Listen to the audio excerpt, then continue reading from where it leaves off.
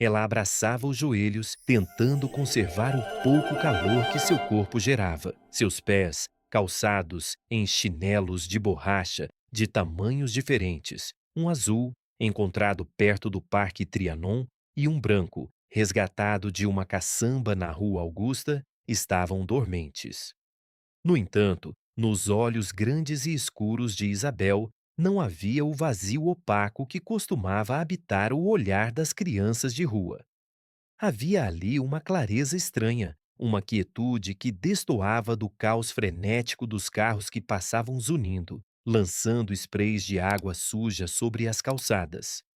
Isabel não pedia esmola com a insistência mecânica dos outros. Ela apenas estendia a mão quando sentia que devia, e muitas vezes quem passava e cruzava seu olhar sentia um arrepio inexplicável, uma súbita vontade de chorar, ou uma paz momentânea que durava o tempo de um semáforo fechar e abrir. Ela sabia que era diferente, embora não soubesse nomear essa diferença. Lembrava-se vagamente da mãe, uma sombra carinhosa que cheirava a lavanda barata e tosse, e que lhe dissera, antes de desaparecer para sempre nos corredores de um hospital público superlotado, que suas mãos eram feitas de luz. Isabel olhava para as próprias mãos agora, sujas de fuligem e terra. Elas pareciam comuns, pequenas, com as unhas roídas e cutículas machucadas. Mas quando ela tocava em algo que sofria, um gato atropelado que se arrastava para morrer no beco, ou a testa febril do pequeno Tiago que dormia 2 quadras abaixo, algo acontecia. Não era sempre, e ela não controlava. Era uma oração silenciosa que não usava palavras, um calor que nascia no centro do peito e fluía pelos braços até as pontas dos dedos. O gato parava de gemer e dias depois era visto mancando, mas vivo. A febre de Tiago quebrava durante a noite, deixando apenas o suor frio e um sono profundo. Naquela noite, porém, o Dom parecia distante. O frio era uma presença física, um animal que mordia seus ossos. A fome era uma cólica constante, um lembrete de que o divino raramente enchia barrigas. Isabel fechou os olhos e começou a sussurrar uma prece, não pedindo comida, mas pedindo que a chuva parasse, que o mundo fosse um pouco menos duro. Ela rezava para um Deus que imaginava ter o rosto bondoso e as mãos quentes, um Deus que talvez tivesse esquecido de olhar para a calçada daquele banco. Enquanto Isabel tentava se tornar invisível na paisagem urbana, a quilômetros dali, no bairro nobre dos Jardins, o contraste não poderia ser mais brutal, embora o desespero tivesse uma textura diferente. Diogo Vasconcelos estava de pé diante da enorme janela de vidro temperado de sua cobertura, observando a mesma chuva. O apartamento era um templo de design minimalista e luxo discreto, móveis de madeira de demolição, obras de arte contemporânea que valiam mais do que a vida inteira de rendimentos de um trabalhador médio e uma iluminação projetada para acalmar. Mas Diogo não sentia calma, sentia uma fúria branca, silenciosa e devastadora. Aos 42 anos, Diogo era a personificação do sucesso paulistano. Dono do Senses, um dos restaurantes mais aclamados da América Latina, ele construíra seu império com base em uma obsessão quase patológica pelos detalhes. O Senses não vendia apenas comida, vendia uma experiência sensorial completa. A acústica do salão fora projetada por engenheiros japoneses para que a conversa fluísse sem ruídos invasivos. A textura dos guardanapos de linho fora escolhida entre 100 amostras. O tilintar dos cristais era música para seus ouvidos. Ou costumava ser. Há 6 meses, o mundo de Diogo silenciara. Começara com um zumbido agudo, um apito persistente que ele atribuiu ao estresse e à pressão de manter 3 estrelas Michelin. Depois vieram as vertigens, o diagnóstico frio de uma doença autoimune rara que atacava o nervo auditivo e a progressão rápida, aterrorizante para a surdez total. A medicina, com todo o seu avanço e com todo o dinheiro que Diogo despejou em especialistas na Suíça e nos Estados Unidos, falhara. Danos irreversíveis, disseram os médicos com aquela expressão de impotência profissional que Diogo aprendera a odiar. Agora ele olhava para a chuva batendo no vidro e não ouvia nada. O som da cidade, o rugido distante do trânsito, o tamborilar da água, tudo fora substituído por um silêncio absoluto, espesso, que o isolava dentro de sua própria cabeça. Para um homem que vivia dos sentidos, que regia sua cozinha como um maestro regia uma orquestra, ouvindo o chiar da manteiga na frigideira para saber o ponto exato do cozimento, aquilo era uma sentença de morte em vida. Ele se afastou da janela e caminhou até a cozinha do apartamento. Era uma versão doméstica da cozinha industrial do seu restaurante, equipada com o que havia de melhor. Sobre a bancada de mármore negro, uma garrafa de vinho aberta, um barolo que ele nem se dera ao trabalho de decantar, e uma taça pela metade. Diogo pegou a taça e bebeu um gole longo. O sabor era complexo, tânico, com notas de frutas vermelhas e especiarias, mas o prazer estava amputado. O vinho não tinha som ao ser despejado. A taça não ressoava ao ser pousada na pedra. Ele vivia agora em um filme mudo, onde os atores moviam os lábios e gesticulavam, mas o roteiro perdera o sentido. Seus sócios tentavam manter os senses funcionando. Eles falavam com ele através de mensagens de texto e intérpretes de Libras que Diogo se recusava a aprender com proficiência, por pura teimosia e negação. Ele sabia que a qualidade estava caindo.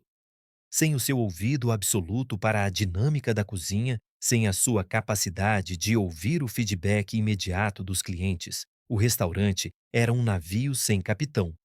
Mas o pior não era o negócio. O pior era a solidão. A música que ele amava, o jazz que colecionava em vinis raros, agora eram apenas discos de plástico preto inúteis na estante. A voz de sua mãe ao telefone, as risadas dos amigos, tudo fora tragado pelo vácuo. Diogo sentiu a vibração do celular no bolso. Era uma mensagem de sua ex-esposa, Cláudia. Você precisa sair de casa, Diogo. O isolamento vai te matar antes da doença. Ele leu e jogou o aparelho no sofá de couro italiano. Cláudia não entendia. Ninguém entendia. Eles achavam que a surdez era apenas uma inconveniência técnica, algo que se resolvia com tecnologia e adaptação. Eles não compreendiam que ele perdera a conexão com a alma do mundo. A raiva subiu-lhe à garganta, um gosto amargo de bile. No impulso repentino, Diogo pegou uma das panelas de cobre penduradas sobre a ilha da cozinha e a arremessou contra a parede. Viu o objeto colidir, viu o reboco voar, viu a panela quicar no chão e rodopiar. O espetáculo visual foi violento, mas o silêncio permaneceu imaculado. Nem um estrondo, nem um tinido. Nada. A ausência do som do impacto foi mais chocante do que o barulho teria sido. Ele caiu de joelhos, as mãos cobrindo as orelhas inúteis, e gritou. Gritou até a garganta arder, um grito que ele sentia vibrar em suas cordas vocais, mas que não conseguia ouvir. Enquanto isso, a quilômetros dali, a chuva começava a diminuir. Isabel observou as gotas rarearem e se transformarem em uma garoa fina. A fome ainda doía, mas a exaustão começava a vencer. Ela se ajeitou sobre o papelão úmido que servia de colchão. Ao seu lado, um cão vira-lata, sarnento e trêmulo, aproximou-se, buscando calor. Isabel não o enxotou. Em vez disso, estendeu a mão pequena e pousou-a sobre a cabeça do animal. O cachorro suspirou e fechou os olhos. Isabel sentiu aquela sensação familiar. o formigamento sutil em sua palma, como se uma corrente elétrica muito fraca estivesse passando de seu corpo para o do animal. Ela sussurrou uma oração simples, pedindo que o cachorro tivesse sonhos bons, sonhos com ossos carnudos e campos de grama seca. Pai nosso, ela começou, as palavras saindo em um sussurro rouco. Ela não sabia a oração inteira. Misturava pedaços do que ouvira em missas, onde entrava para fugir do frio, com palavras que ela mesma inventava. Que estais no céu, olhai por nós aqui embaixo. Curai a dor de quem tem fome e de quem tem frio. E curai também a dor de quem tem tudo, mas não tem nada. Ela não sabia por que dissera aquilo. A frase simplesmente surgira em seus lábios. A cidade de São Paulo, esse monstro de concreto e luzes, pulsava ao redor deles. Dois destinos traçados em linhas paralelas que pareciam impossíveis de se cruzar. A menina que tinha o poder de curar, mas não podia salvar a si mesma da miséria, e o homem que tinha o poder do dinheiro, mas não podia comprar a cura para o seu silêncio. A noite avançava, indiferente aos dramas humanos, mas o tecido da realidade estava prestes a ser esticado. O acaso, ou talvez aquela providência divina para a qual Isabel rezava com tanta fé ingênua, começava a mover suas peças no tabuleiro urbano. No dia seguinte, o sol nasceu pálido, lutando para romper a camada de poluição. Diogo acordou no chão da cozinha, com as costas doendo e a cabeça pesada. A visão da panela amassada no canto da sala trouxe de volta a memória da noite anterior. Ele se levantou, sentindo-se velho, muito mais velho do que seus 40 anos. Tomou um banho quente, deixando a água correr por muito tempo, sentindo apenas o impacto físico das gotas na pele, sem o som relaxante da água caindo. Vestiu-se mecanicamente, terno escuro, camisa branca impecável, sapatos polidos, a armadura do homem de sucesso. Ele decidiu que iria caminhar. Precisava ver gente, mesmo que não pudesse ouvi-las. Precisava sair daquele aquário silencioso.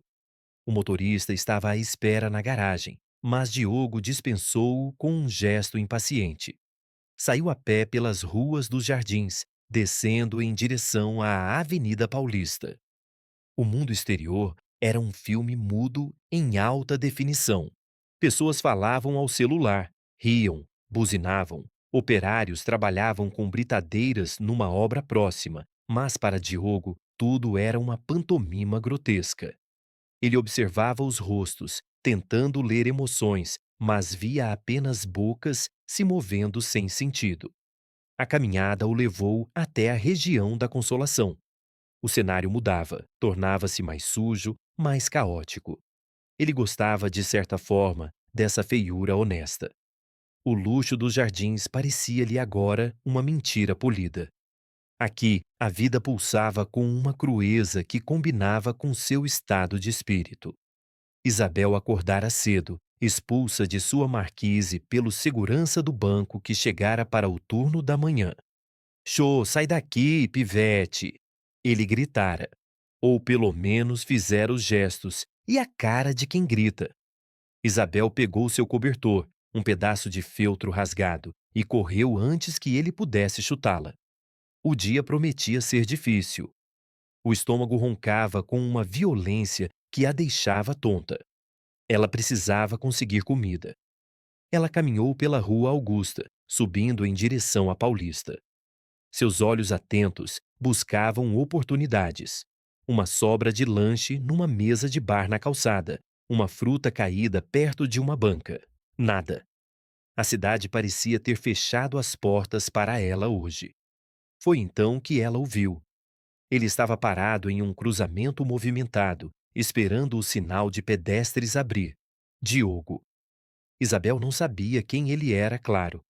Via apenas um homem alto, bem vestido, que destoava da multidão não pela roupa cara, mas pela aura de profunda tristeza que o envolvia. Para os olhos espirituais de Isabel, que às vezes viam mais do que o físico, o homem parecia estar envolto em uma névoa cinza, densa e sufocante. Era a cor da solidão absoluta. Diogo estava distraído, olhando para o topo de um edifício, perdido em pensamentos sobre como seria fácil simplesmente deixar de existir. O silêncio era tão pesado que ele nem percebeu que estava pisando perigosamente fora do meio-fio, invadindo a faixa de rolamento.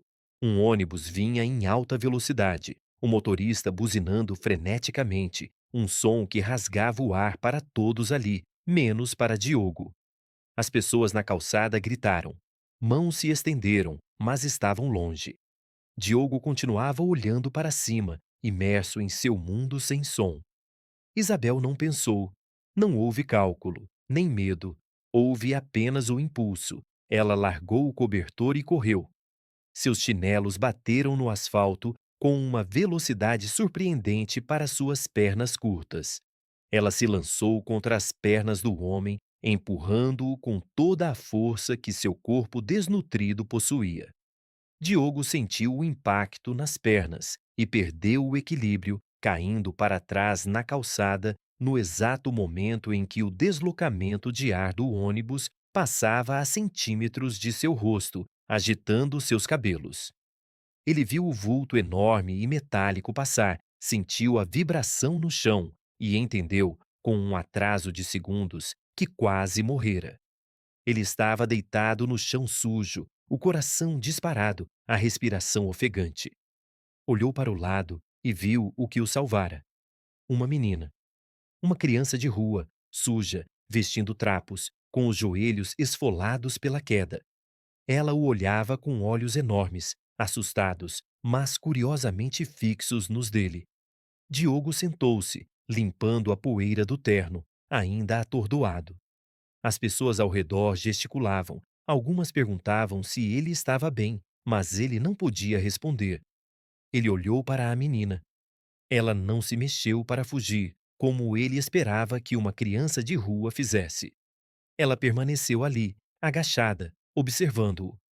Então, ela fez algo que Diogo jamais esqueceria. Ela estendeu a mão suja e tocou o braço dele, bem em cima do tecido fino do terno italiano. Não foi um toque para pedir dinheiro. Foi um toque de reconhecimento. Cuidado, moço. Ela disse. Diogo viu os lábios dela se moverem, leu a simplicidade da frase. Mas o que ele sentiu foi muito mais do que o aviso. No momento em que os dedos de Isabel tocaram seu braço, uma onda de calor percorreu o corpo de Diogo. Não foi um choque elétrico, mas algo como entrar em uma banheira de água quente depois de um dia na neve. O calor subiu pelo seu braço, espalhou-se pelo peito, e por uma fração de segundo, ele teve a impressão alucinante de ter ouvido um som. Um zumbido? Um estalo? Não, parecia o som de um sino muito distante, ou talvez o som do vento. Durou menos de um segundo e sumiu, deixando-o novamente no silêncio. Mas o susto foi tão grande que ele puxou o braço bruscamente. Isabel recolheu a mão, assustada com a reação dele. Ela sentira também. A dor dele era imensa, um buraco negro que tentara sugar sua luz. Ela sentiu uma tontura súbita, o esforço do contato drenando suas poucas energias. Você está bem? Uma mulher se aproximou de Diogo, tocando seu ombro. Ele a ignorou, os olhos fixos na menina. Quem é você? Diogo perguntou em voz alta, sem saber se estava gritando ou sussurrando. Isabel não respondeu. A tontura aumentou. O mundo girou e escureceu. A fome, o susto e o gasto repentino de energia espiritual cobraram seu preço. Ela oscilou e desmaiou ali mesmo, no meio da calçada da Rua Augusta, caindo como um passarinho morto aos pés do homem que acabara de salvar. Diogo ficou paralisado por um momento, olhando para o corpo pequeno e inerte. A lógica dizia para ele se levantar, chamar uma ambulância ou dar dinheiro a alguém para resolver aquilo e ir embora. Ele era Diogo Vasconcelos Ele não se envolvia com a sujeira da rua. Mas a sensação daquele toque ainda queimava em sua pele e aquele som fantasma ecoava em sua memória sensorial. Ele se ajoelhou, ignorando a sujeira que manchava sua calça de alfaiataria. Tocou o pulso da menina. Estava fraco, rápido. A pele dela estava fria. Pela primeira vez em 6 meses, Diogo sentiu algo além de sua própria tragédia. Sentiu uma responsabilidade. Ele passou os braços por baixo do corpo leve da menina e a ergueu. Ela pesava quase nada, um feixe de ossos e panos. As pessoas abriram caminho, olhando com curiosidade e espanto para o homem elegante carregando a mendiga desmaiada. Diogo não olhou para ninguém. Ele começou a caminhar, não em direção ao seu apartamento, mas em direção ao hospital mais próximo. Ele não sabia o que estava fazendo, nem por que estava fazendo. Só sabia que aquela menina o tocara e, por um instante, o abismo de silêncio havia tremido. Seguranças se aproximaram, mãos levantadas em gestos de contenção, os olhos fixos na sujeira da criança que contrastava violentamente com o ambiente asséptico e luxuoso. Diogo não parou. Ele apenas olhou para o chefe da segurança, um homem que o conhecia de eventos beneficentes, e o olhar de Diogo foi tão cortante, tão carregado de uma autoridade desesperada, que o homem recuou, abrindo caminho. Eu quero o doutor Arantes. Agora, Diogo disse, a voz rouca, sem saber o volume exato, mas sabendo que o tom era de comando. Enfermeiras correram com uma maca. Diogo depositou Isabel sobre os lençóis brancos com uma delicadeza que surpreendeu a si mesmo.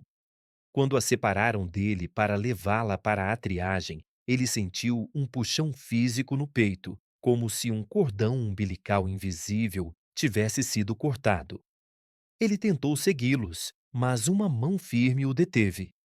Era uma recepcionista, movendo os lábios em frases que ele não conseguia decifrar. Ele sacou a carteira, tirou todos os cartões de crédito Platinum e Black que possuía e os jogou sobre o balcão de mármore. Façam o que for preciso. Salvem a menina. Eu pago tudo.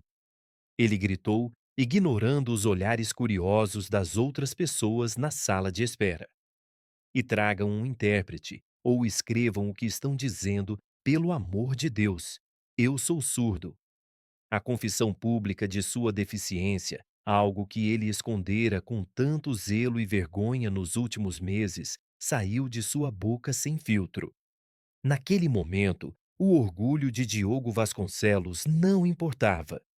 O que importava era a pequena chama de vida que ele sentira ao toque daquela mão suja. As horas seguintes foram um borrão de ansiedade silenciosa. Diogo foi levado para uma sala de espera privada. Um médico veio falar com ele, digitando em um tablet para se comunicar. Desnutrição severa, desidratação, escoriações, infecção cutânea leve. Mas ela vai ficar bem. Ela é forte. Diogo leu as palavras e soltou um ar que não sabia que estava aprendendo. Ele se sentou na poltrona de couro, as mãos tremendo. Por que ele estava fazendo aquilo? Era apenas uma menina de rua, uma das milhares que infestavam as esquinas de São Paulo, parte da paisagem de miséria que a elite aprendera a ignorar através dos vidros fumês de seus carros blindados. Mas ele não conseguia esquecer a sensação, aquele calor, aquele som fantasma. Era como se, por um microsegundo, ela tivesse religado o disjuntor de sua alma. Quando finalmente permitiram que ele a visse, Isabel já estava em um quarto privado. Estava limpa, ou pelo menos tão limpa quanto um banho de esponja podia deixá-la. Vestia uma camisola hospitalar com estampa de ursinhos, que parecia grande demais para ela. Um acesso venoso estava preso à sua mão esquerda, bombeando soro e vitaminas para dentro de suas veias colapsadas. Ela estava acordada. Isabel olhava para o teto, para as luzes embutidas com uma expressão de admiração contida. Ela nunca vira um teto tão branco, tão perfeito. Não havia manchas de umidade nem teias de aranha. O ar cheirava a frio e limpeza. Quando seus olhos pousaram em Diogo, que estava parado na porta, ela não sorriu, mas seus ombros relaxaram. Diogo aproximou-se da cama. Ele puxou uma cadeira e sentou-se. O silêncio entre eles era absoluto, mas, pela primeira vez para Diogo, não era um silêncio vazio. Era um silêncio carregado de presença. Você me salvou, Diogo disse, articulando bem as palavras, torcendo para que ela soubesse ler lábios ou simplesmente entendesse a intenção. Isabel piscou lentamente. Ela sentia o corpo pesado, mas a dor da fome fora substituída por uma sensação estranha de preenchimento líquido. Ela olhou para a mão do homem. Queria tocar nele de novo, verificar se a escuridão que o cercava ainda estava lá. Ela levantou a mão livre, os dedos trêmulos pairando no ar. Diogo, instintivamente, inclinou-se para a frente, oferecendo o braço. Quando os dedos dela roçaram sua pele, ele fechou os olhos, esperando o choque, o som, o milagre. Mas não houve som. Apenas o calor humano, reconfortante, mas silencioso. A decepção foi uma facada no estômago de Diogo, tão aguda que ele quase recuou. É claro, pensou ele com amargura. Foi alucinação. O estresse, o susto. Não existe mágica. No entanto, Isabel não retirou a mão. Ela franziu a testa concentrada.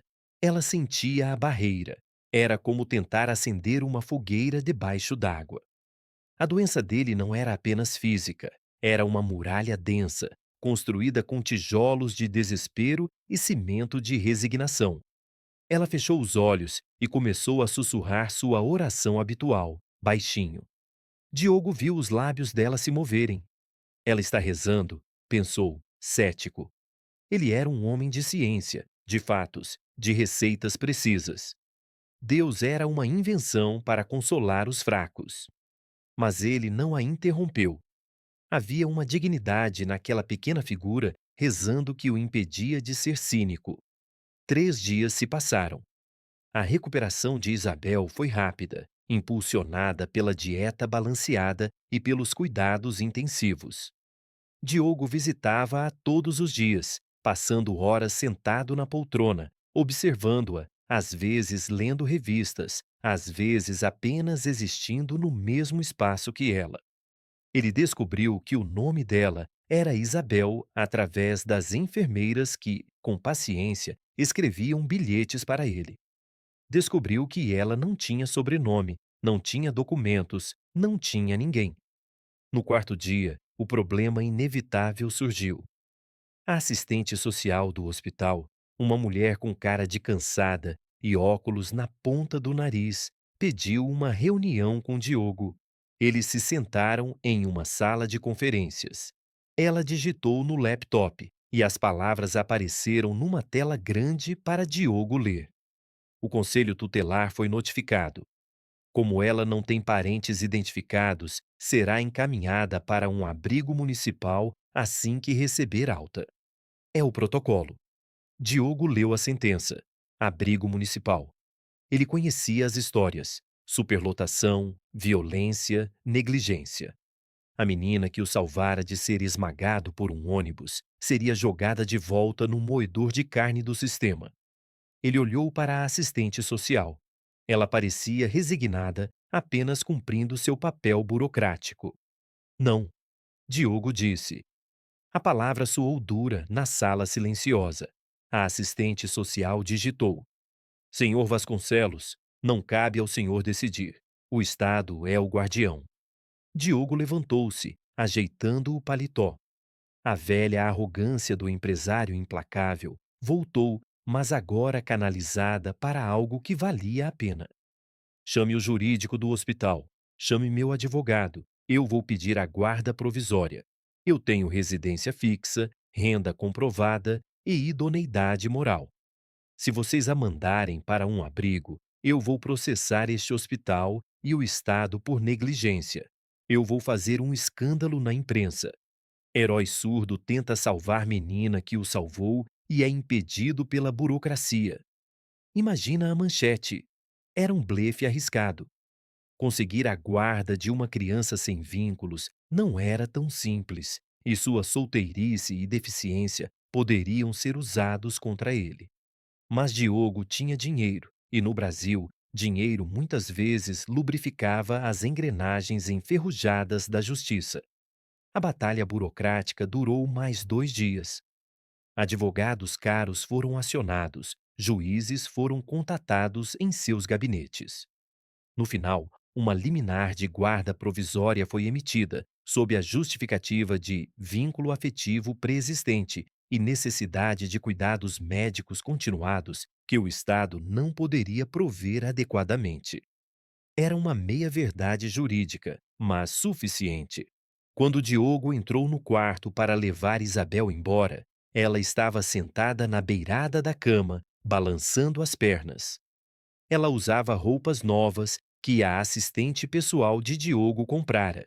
Um vestido azul de algodão, sapatilhas brancas, e o cabelo, antes embaraçado e sujo, estava limpo, cortado num chanelzinho prático e penteado. Ela parecia outra criança, mas os olhos eram os mesmos, velhos, profundos, insondáveis. Vamos para casa, Isabel, Diogo disse, estendendo a mão. Ela olhou para a mão dele, depois para o rosto. Ela sabia o que significava abrigo. Ela vira outras crianças serem levadas. Sabia que casa era uma palavra perigosa, que podia desaparecer num sopro. Mas ela confiou. Ela desceu da cama e segurou a mão grande do homem. A viagem até a cobertura nos jardins foi feita em um carro blindado com interior de couro caramelo. Isabel colou o nariz no vidro, vendo a cidade passar. Era a mesma cidade, mas vista de um ângulo que ela desconhecia, de dentro para fora, protegida, fresca por causa do ar-condicionado. A chegada ao apartamento foi um choque sensorial para a menina. O elevador privativo abriu diretamente na sala ampla.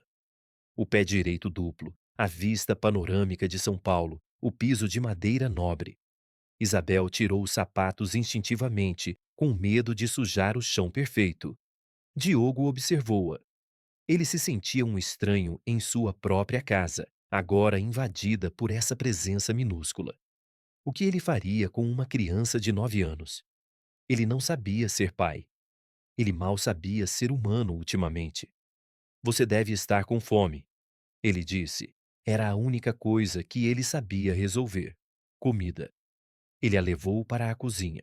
A mesma cozinha onde dias antes ele quebrara a panela em um acesso de fúria.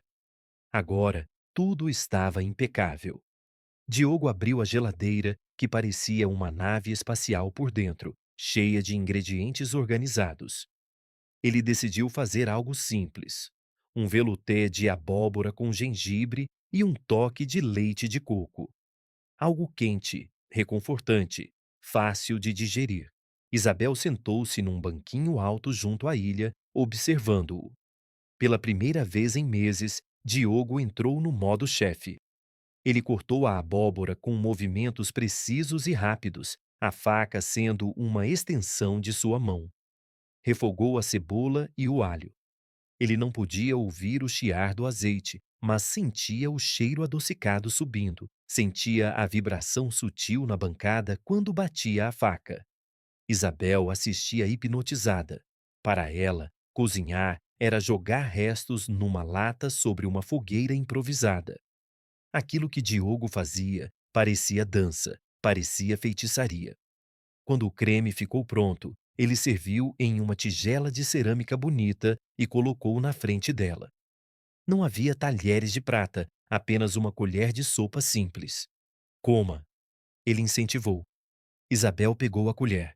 O cheiro era divino. Ela provou. O sabor explodiu em sua boca, doce, picante, cremoso. Era a melhor coisa que ela já havia comido em toda a sua vida. Uma lágrima solitária escorreu pelo rosto dela e caiu dentro da sopa. Diogo viu a lágrima. Seu coração apertou.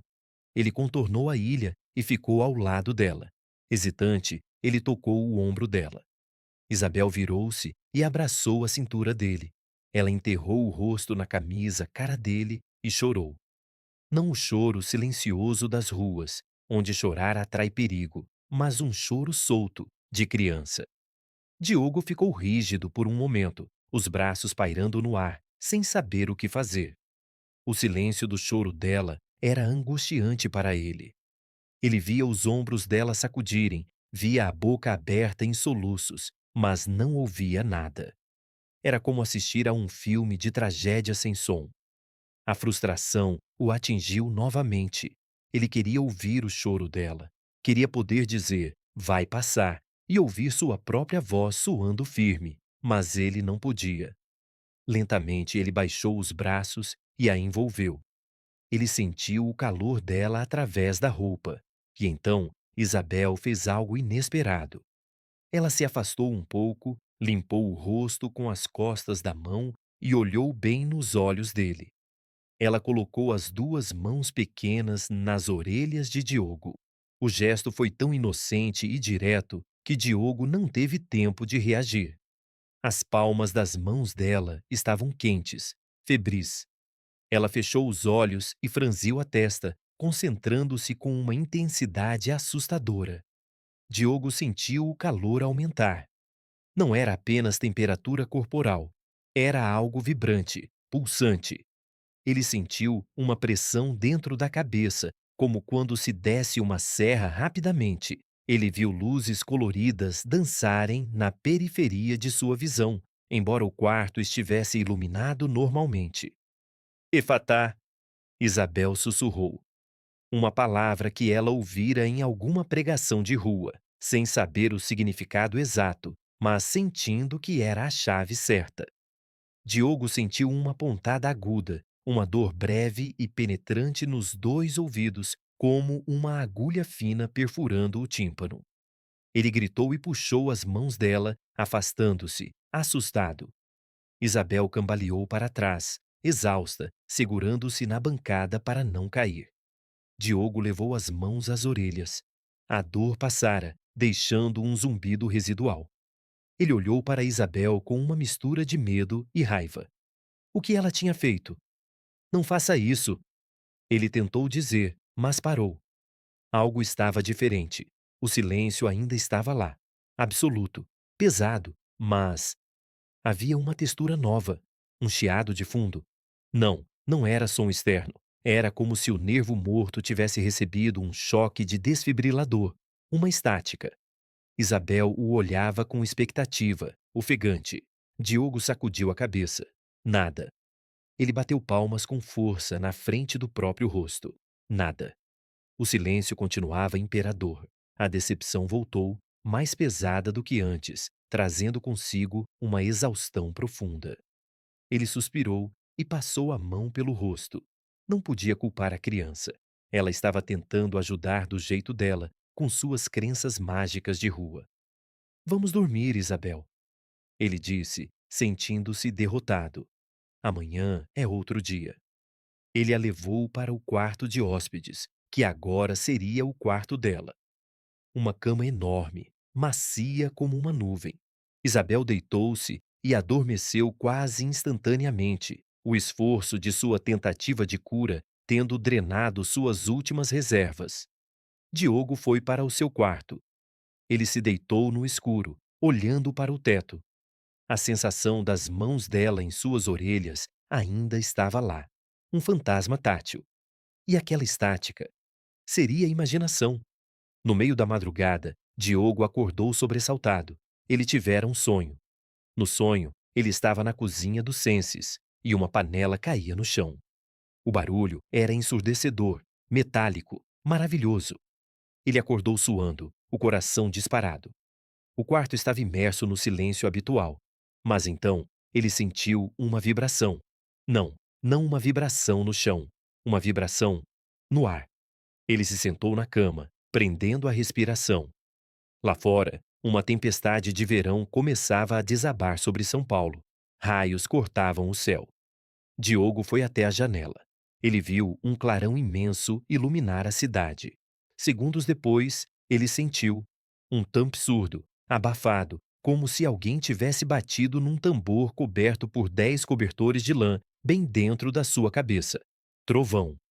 Ele ouvira o trovão? Ou apenas sentira a onda de choque? Ele esperou o próximo raio. A luz veio. Ele contou: um, dois, três. E então, lá no fundo do canal auditivo direito, um som miserável, distorcido, grave e quase imperceptível arranhou o silêncio. Grrm. Diogo caiu de joelhos no tapete felpudo, as lágrimas jorrando sem controle. Não era audição. Era um borrão sonoro, um lixo auditivo. Mas não era silêncio. Pela primeira vez em 6 meses, o mundo não estava mudo. Estava sussurrando algo ininteligível, mas estava lá. No quarto ao lado, Isabel dormia profundamente, seu pequeno corpo brilhando com uma luz muito tênue, imperceptível ao olho humano, recuperando as energias gastas para consertar o que a medicina dissera ser impossível. O objeto girou no ar e atingiu a pedra. Para uma pessoa normal, teria sido um claque agudo e irritante. Para Diogo, foi um tampe abafado, como se alguém tivesse batido em uma almofada grossa com um martelo de borracha. Mas ele ouviu. Ouviu o impacto grave, sentiu a reverberação subir pelos pés da mesa até seus dedos apoiados na superfície. Não era a audição cristalina que ele perdera. Era um som sujo, subaquático, distorcido, mas era som. O silêncio absoluto, aquela mortalha branca que o asfixiava há meses, apresentava uma fissura. Ele riu. Uma risada nervosa que ele ouviu apenas como uma vibração na garganta. Lágrimas quentes escorreram pelo seu rosto, caindo sobre o mármore frio.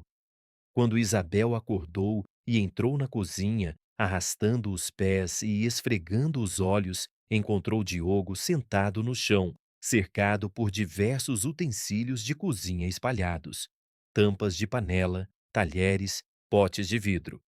Ele parecia uma criança que decidira brincar de banda rítmica, mas sua expressão era de uma intensidade científica assustadora. Ao ver a menina, Diogo parou. Ele se levantou rapidamente, limpando a garganta, tentando recuperar a compostura de homem adulto e responsável. Ele olhou para Isabel não mais com pena ou curiosidade, mas com uma espécie de reverência atônita. Ele apontou para os ouvidos e fez um sinal de pouco, juntando o polegar e o indicador. Depois sorriu. Isabel entendeu.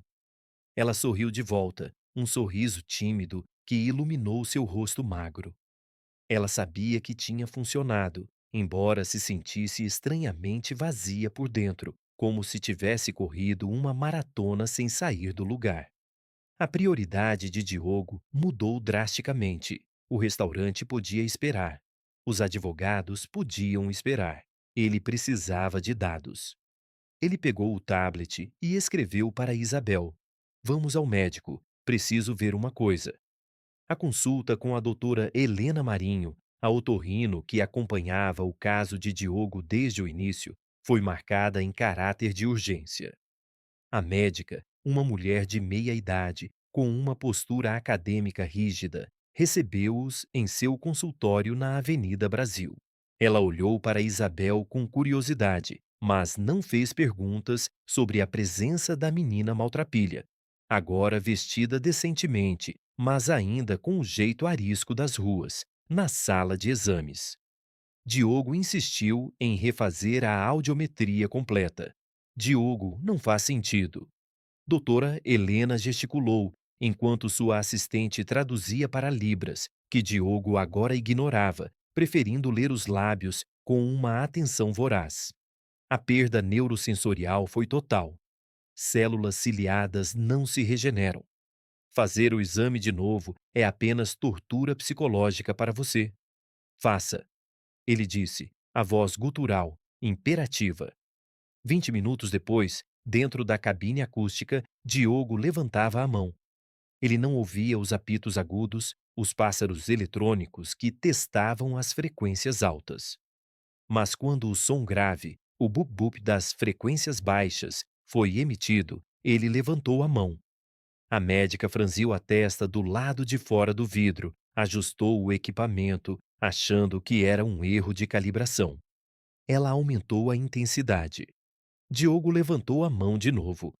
Quando ele saiu da cabine, a doutora Helena estava pálida, segurando o gráfico impresso como se fosse um documento alienígena. Isso é impossível, ela murmurou. Você recuperou 15% da audição no ouvido direito e 10% no esquerdo, apenas nas frequências graves e com muita distorção, mas a resposta neural. O nervo está conduzindo. Diogo olhou para o papel. Aquelas linhas trêmulas no gráfico eram a prova física do milagre. Ele olhou para Isabel, que estava sentada no canto da sala, balançando as pernas e folheando uma revista de saúde de cabeça para baixo. Ela não tinha ideia do que aqueles gráficos significavam, mas sentiu o olhar dele e ergueu a cabeça. O que você fez, Diogo? A médica perguntou, tirando os óculos. Tomou algum medicamento experimental? Fez algum tratamento alternativo no exterior? Diogo hesitou. Contar a verdade. Dizer que uma órfã de 9 anos colocou as mãos em suas orelhas e sussurrou uma palavra bíblica? Helena o internaria num psiquiátrico. E pior, se a notícia se espalhasse, Isabel seria caçada. A mídia, a igreja, os charlatões, todos cairiam sobre ela como abutres. Eu não sei. Diogo mentiu, guardando o gráfico no bolso interno do paletó. Talvez o diagnóstico inicial estivesse errado. Talvez seja uma remissão espontânea. Acontece, não acontece? Não desse jeito. Helena retrucou cética. Mas vamos monitorar. Se isso continuar, Diogo, isso pode ser um caso único na literatura médica. Eles saíram do consultório com mais perguntas do que respostas, mas com uma certeza plantada no peito de Diogo. Isabel era a chave. Nos dias que se seguiram, uma rotina estranha se estabeleceu na cobertura. Diogo voltou a trabalhar, mas de casa. Ele transformou a sala de jantar em um laboratório improvisado de sons. Comprou diapasões, caixas de som de alta fidelidade, instrumentos musicais. Ele passava horas testando os limites de sua nova audição, tentando treinar o cérebro a decodificar os borrões sonoros que recebia. Isabel observava tudo. Ela gostava da casa. Gostava da comida que aparecia magicamente na geladeira. Gostava da cama macia. Mas ela sentia falta do céu aberto. O apartamento, com seus vidros fechados e ar-condicionado, parecia uma gaiola dourada. Numa tarde de quinta-feira, Diogo percebeu a inquietação dela. Ele a encontrou com o rosto colado no vidro da varanda, olhando para baixo, para o Parque Trianon, uma mancha verde no meio do cinza. Quer sair? Ele perguntou. Ele já falava com mais naturalidade, conseguindo regular o volume da própria voz ao sentir a vibração em sua garganta. Isabel assentiu vigorosamente. Diogo decidiu levá-la ao Senses. Era um risco, mas ele precisava voltar ao seu santuário e não queria deixá-la sozinha com a babá contratada, com quem Isabel se recusava a falar.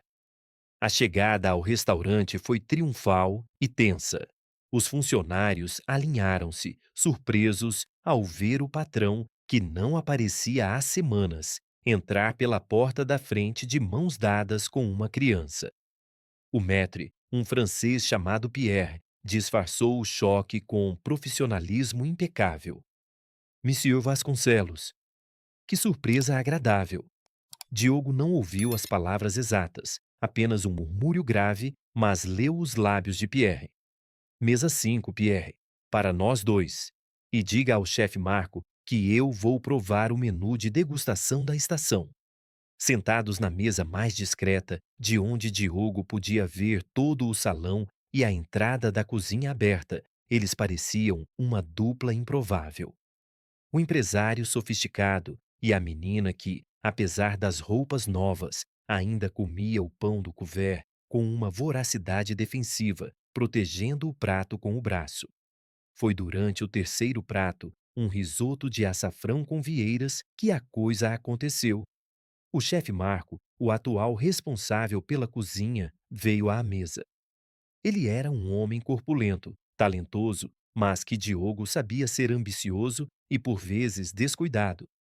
Ele sorria, gesticulando sobre o prato, explicando a procedência das vieiras. Isabel parou de comer. Ela largou o garfo e encarou o chefe Marco. Seus olhos escuros se estreitaram. Diogo percebeu a mudança na postura dela. Ele olhou para Marco, depois para Isabel. Isabel puxou a manga do paletó de Diogo. Quando ele se inclinou, ela apontou discretamente para o estômago do chefe Marco. Depois, fez uma careta de dor e colocou a mão na própria barriga, simulando um vômito. Diogo franziu a testa. O que aquilo significava? Que a comida estava ruim? Ele provou o risoto. Estava tecnicamente perfeito. Mas Isabel insistia. Ela pegou o guardanapo de papel e, com uma caneta que tirou do bolso, um hábito novo que Diogo incentivara para a comunicação, desenhou uma mancha preta na barriga de um boneco palito que representava o chefe. Diogo olhou para Marco novamente. O homem suava um pouco mais do que o normal, e sua pele tinha um tom levemente amarelado sob as luzes da cozinha. Marco, Diogo disse, interrompendo o monólogo do chefe. Você está se sentindo bem? O chefe travou. O sorriso vacilou. Ah, chefe Diogo, apenas um pouco de gastrite. O estresse, sabe como é.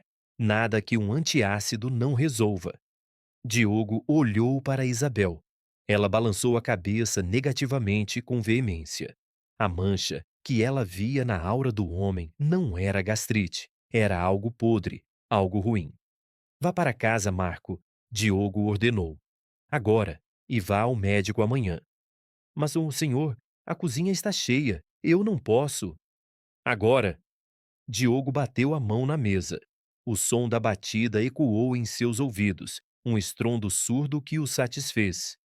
Pierre assume a boqueta. Saia da minha cozinha antes que você desmaie dentro de uma panela de molho. Marco saiu, ofendido e assustado. 2 dias depois, Diogo saberia que Marco fora internado às pressas com uma úlcera perfurada que estava evoluindo para uma peritonite grave. Se tivesse ficado na cozinha naquela noite, provavelmente teria colapsado durante o serviço. Naquela noite, de volta ao apartamento, Diogo não conseguia dormir. A revelação no restaurante mudara tudo. Isabel não apenas curava, ela via. Ela era um instrumento de diagnóstico vivo. Ele foi até o quarto dela. A porta estava entreaberta. A luz do corredor iluminava o rosto da menina dormindo. Diogo sentiu um arrepio que não tinha nada a ver com frio. Ele estava diante de algo que a ciência não explicava, mas que ele, como homem de negócios, começava a ver como um ativo inestimável. E esse pensamento o fez sentir nojo de si mesmo. Ele estava pensando em como usar a menina. Ele afastou o pensamento utilitário, mas a curiosidade permaneceu. Ele precisava entender o mecanismo. Se ela curou a audição dele, parcialmente, e viu a doença de Marco, qual era o limite? No dia seguinte, Diogo transformou o escritório em uma sala de estudos.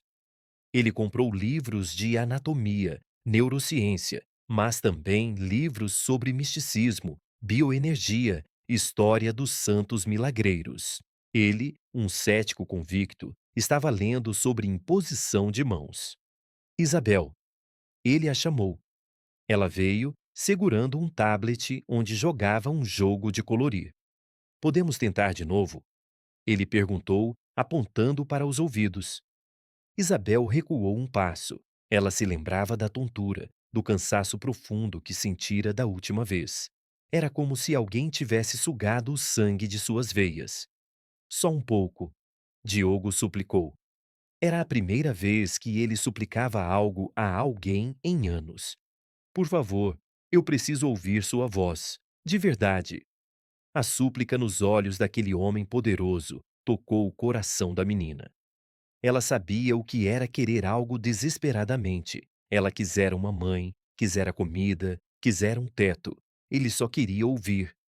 Ela suspirou, colocou o tablet no sofá e se aproximou. Diogo sentou-se no chão para ficar na altura dela.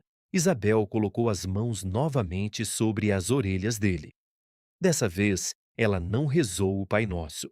Ela apenas imaginou a luz. Uma luz dourada, líquida, entrando pelos ouvidos dele e reconstruindo aquelas coisinhas minúsculas que o livro de anatomia aberto na mesa mostrava. O calor veio, mais forte dessa vez. Diogo mordeu o lábio para não gritar. A sensação era de que metal líquido estava sendo derramado em seu crânio. O zumbido aumentou, transformou-se num rugido, depois num silvo agudo. Isabel começou a tremer. O suor brotou em sua testa. Suas pernas fraquejaram. Pare! Diogo gritou, sentindo que ela ia desmaiar. Ele segurou os pulsos dela e a afastou. Isabel caiu sentada, arfando, pálida como cera. Diogo ficou imóvel, respirando pesadamente. O silvo agudo em sua cabeça diminuía lentamente, e então ele ouviu. Tic-tac, tic-tac. O relógio de parede antigo, uma herança de família que ficava no corredor. Ele não o ouvia há 6 meses. O som era claro, metálico, rítmico. Tic-tac. Ele olhou para Isabel. Ela estava deitada no tapete, os olhos fechados, o peito subindo e descendo com dificuldade. Eu ouvi, ele sussurrou, e ouviu o próprio sussurro, ainda abafado, como se estivesse com algodão nos ouvidos, mas infinitamente melhor do que o som subaquático de antes. Ele engatinhou até ela e a pegou nos braços. Me perdoe! Ele chorou, abraçando a menina exausta. Me perdoe, eu sou um monstro. Eu estou te machucando para me consertar. Mas enquanto a abraçava, a mente de Diogo, aquela máquina analítica que nunca desligava, já estava traçando planos. Não planos para explorá-la, mas planos para entender. Ele tinha dinheiro, tinha contatos. Se o dom de Isabel era real e se tinha um custo biológico para ela, ele precisava descobrir como protegê-la e, ao mesmo tempo, como replicar aquilo. Ele não podia deixar que esse milagre morresse com ela. Ele precisava transformar a magia em medicina. A ideia de uma fundação, de um centro de pesquisa, começou a germinar ali, no chão do escritório, regada pelas lágrimas de um homem que acabara de recuperar o tic-tac do tempo. Diogo contratara tutores particulares, recusando-se a enviá-la para uma escola convencional. Ele dizia a si mesmo que era para protegê-la do preconceito que uma ex-menina de rua sofreria nos colégios da elite paulistana, mas, no fundo, o motivo era o medo. Medo de que alguém visse o que ele via. Medo de que, no recreio, ao ver um colega com o joelho ralado, Isabel fizesse o machucado desaparecer com um toque e uma prece, expondo seu segredo ao mundo voraz. A audição de Diogo estabilizara-se em um patamar funcional, mas dependente de tecnologia. Ele usava aparelhos auditivos de última geração, minúsculos e quase invisíveis, que amplificavam as frequências que o concerto de Isabel havia resgatado. Não era a audição perfeita de antes. A música ainda soava um pouco metálica, e ambientes muito ruidosos o deixavam tonto. Mas ele podia ouvir a voz de sua filha, o trânsito, o vento. Para um homem que encarara o abismo do silêncio eterno, aquilo era o paraíso. No entanto, a mente analítica de Diogo não descansava. Ele transformara um dos quartos de hóspedes em um laboratório privado e contratara o Dr. César Moretti, um neurocientista brilhante que fora ostracizado pela comunidade acadêmica anos antes por suas pesquisas sobre campos bioelétricos não convencionais. Moretti era um homem baixo, calvo e com olhos que brilhavam com uma inteligência febril. Ele assinou termos de confidencialidade que previam multas capazes de arruinar 3 gerações de sua família caso ele abrisse a boca. Ela é uma bateria humana, Diogo, Moretti disse, numa tarde de terça-feira, analisando os gráficos de um eletroencefalograma que Isabel fizera enquanto rezava sobre uma planta murcha. Veja isso. O lóbulo temporal dela acende como uma árvore de Natal. Mas não é só atividade elétrica. Há uma flutuação térmica. Ela converte a própria energia metabólica em outra coisa. Em cura. Diogo completou, observando Isabel através do vidro espelhado. Ela estava na sala ao lado, desenhando com lápis de cera, alheia à dissecação científica de seu dom. Talvez. Moretti coçou o queixo. Mas há um custo. A cada vez que ela faz isso, os níveis de glicose dela despencam. A pressão arterial cai. O corpo dela entra em um estado de choque compensatório. Se ela tentar curar algo muito grande, Diogo, ela pode entrar em colapso sistêmico. Ela pode morrer. A frase pairou no ar frio do laboratório. Diogo sentiu um calafrio.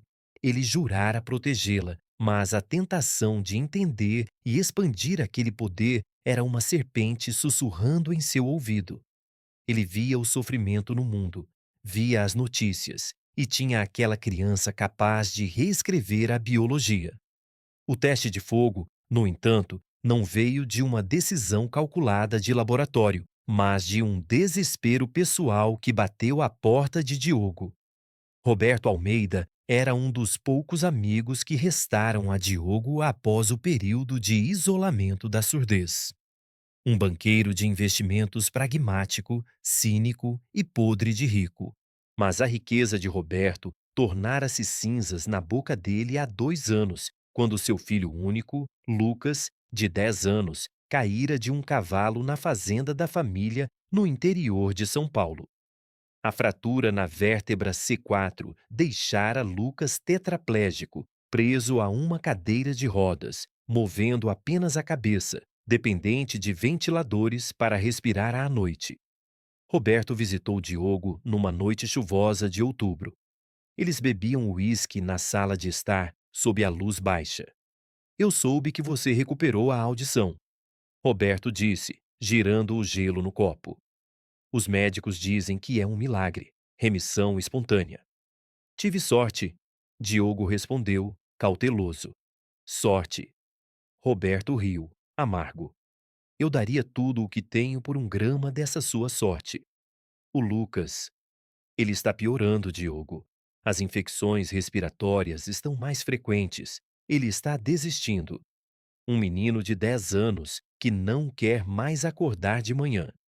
Diogo olhou para o corredor. Isabel estava lá, escondida atrás de uma coluna, ouvindo. Ela sempre sabia quando havia dor por perto. Era como se a dor tivesse um cheiro que só ela sentia. Diogo tomou uma decisão. Uma decisão perigosa, irresponsável, mas inevitável. Traga o Lucas aqui. Ele disse. Roberto franziu a testa. Como assim? Para jantar. É complicado, Diogo. A cadeira, o enfermeiro, o oxigênio.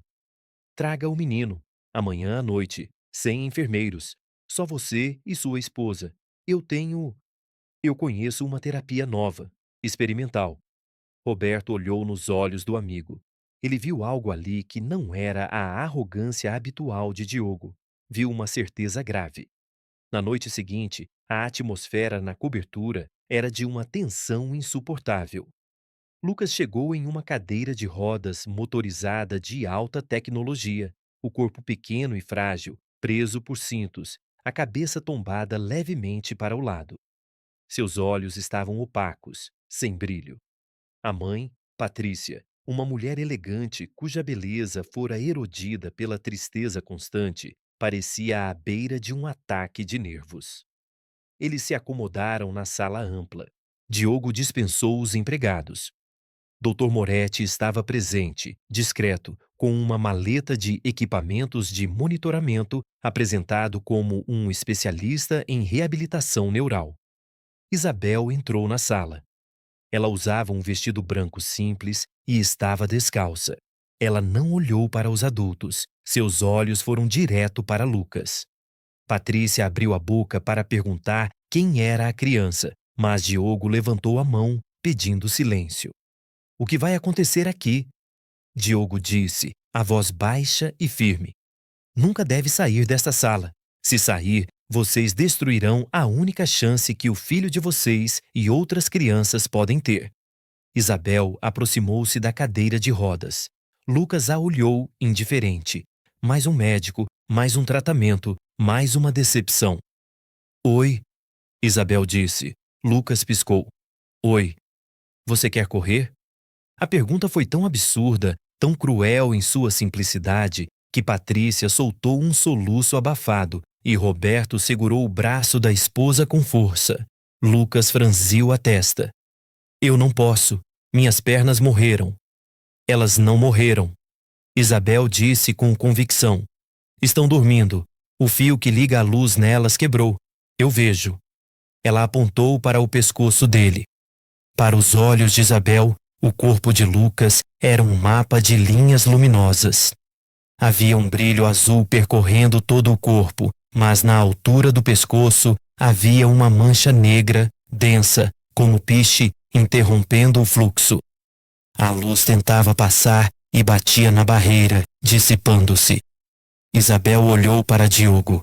Ele assentiu, mas seu rosto estava pálido. Cuidado, Isabel. Se doer muito, você para. Ela voltou-se para Lucas. Eu vou colocar a mão aí. Vai esquentar. Você promete que não vai ficar com medo? Prometo. O menino sussurrou, contagiado pela seriedade absoluta daquela menina estranha. Isabel colocou a mão direita na nuca de Lucas, sobre a cicatriz da cirurgia, e a mão esquerda no peito dele. Ela fechou os olhos. Não houve oração sussurrada dessa vez. Isabel mergulhou. Na visão interior dela, ela estava caminhando por um túnel escuro dentro da coluna do menino. Ela chegou ao local do acidente. Era um caos de escombros espirituais. Nervos rompidos flutuavam como fios elétricos desencapados, soltando faíscas inúteis. O osso estava calcificado de forma errada, pressionando o canal. Isabel precisava de luz. Muita luz. Ela buscou dentro de si, naquele poço sem fundo de onde vinha o calor. Ela puxou. Na sala, Moretti olhou para seus monitores portáteis e arregalou os olhos. Os batimentos cardíacos de Isabel dispararam para 160. A temperatura da pele dela subiu 2 graus em segundos. Diogo! Moretti alertou, num sussurro tenso. Mas algo estava acontecendo. Lucas arregalou os olhos. Está queimando! Ele gritou, a voz falhando. Pai, está queimando minhas costas. Patrícia tentou avançar, mas Roberto a segurou, hipnotizado. Ele via. Uma luz fraca, dourada, emanava das mãos da menina, visível até mesmo sob a iluminação da sala. O cheiro de ozônio, como o ar depois de um raio, preencheu o ambiente. Isabel suava. O suor escorria pelo rosto dela, molhando o vestido. O nariz dela começou a sangrar, uma linha vermelha escura descendo sobre o lábio superior. Ela gemia, um som de esforço físico extremo, como se estivesse levantando um carro. Dentro da coluna de Lucas, Isabel estava costurando. Ela pegava as pontas dos nervos com pinças de luz mental e as unia. Era doloroso. Cada conexão refeita era um choque que reverberava no corpo dela. Ela precisava dissolver o osso ruim e refazê-lo. Isso exigia mais energia do que ela jamais usara. Ela sentiu suas próprias forças drenarem. O mundo começou a ficar cinza. Só mais um pouco, ela pensou. Só falta o fio azul. Isabel, pare! Diogo gritou, vendo o sangue pingar no chão. Não! Ela gritou de volta, uma voz que não parecia de criança, carregada de uma autoridade ancestral. Com um último empurrão de vontade, ela conectou o fio principal. O fluxo de luz rompeu a barreira de piche, descendo pela coluna, explodindo em direção às pernas de Lucas. Lucas soltou um grito gutural e seu corpo inteiro espasmou na cadeira, arqueando-se violentamente contra os cintos. Isabel foi arremessada para trás, como se tivesse levado um soco invisível. Diogo a pegou antes que ela batesse a cabeça no chão. Ela estava fervendo, o corpo mole, o sangue manchando o rosto. Lucas! Patrícia correu para o filho. O menino estava ofegante, chorando de dor e susto. Mas então ele parou. Ele olhou para os próprios pés. Lentamente, com um esforço tremendo e trêmulo, o pé direito de Lucas se moveu. Não foi um espasmo involuntário. Ele flexionou o tornozelo. Para cima, para baixo. O silêncio na sala foi absoluto, quebrado apenas pela respiração ruidosa de Isabel nos braços de Diogo. Roberto caiu de joelhos. Patrícia cobriu a boca, os olhos arregalados em choque. Eu sinto. Lucas sussurrou. Eu sinto meus dedos. Pai, eu sinto meus dedos. Diogo não estava olhando para o milagre na cadeira de rodas. Ele estava checando o pulso de Isabel. Estava fraco, arrítmico. Moretti, adrenalina, glicose. Agora! Diogo rugiu. O cientista correu com uma seringa preparada. Eles injetaram o coquetel de emergência no braço fino da menina ali mesmo, no tapete da sala. Isabel abriu os olhos lentamente. Eles estavam fundos, com olheiras escuras que não existiam minutos antes. Ela parecia ter envelhecido 5 anos em 5 minutos. Ela olhou para Lucas, que chorava e ria ao mesmo tempo, movendo os pés. Ela sorriu, um sorriso fraco, com os dentes manchados de sangue. Ele vai correr. Ela sussurrou e desmaiou novamente.